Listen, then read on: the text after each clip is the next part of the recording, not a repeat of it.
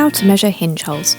Firstly, make a note of whether your doors open to the left, to the right, or if they're top-hung doors. For left and right-hand doors, start with the top hinge and measure from the top edge of the door down to the centre of the hinge hole. Make sure you take all measurements in millimetres. For the bottom hinge, measure from the bottom edge of the door up to the centre of the hinge hole. If your door has 3 hinge holes, measure the centre one from the top of the door to the middle of the hole. And if the door has 4 hinges, measure the top 2 from the top edge of the door and the bottom 2 from the bottom edge of the door. For top-hung doors, measure the left hole from the left-hand edge of the door and the right hole from the right-hand edge of the door.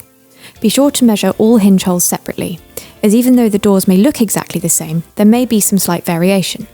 You can find more step-by-step guides to measuring, fitting and adjusting your doors in our help zone or by subscribing to our channel.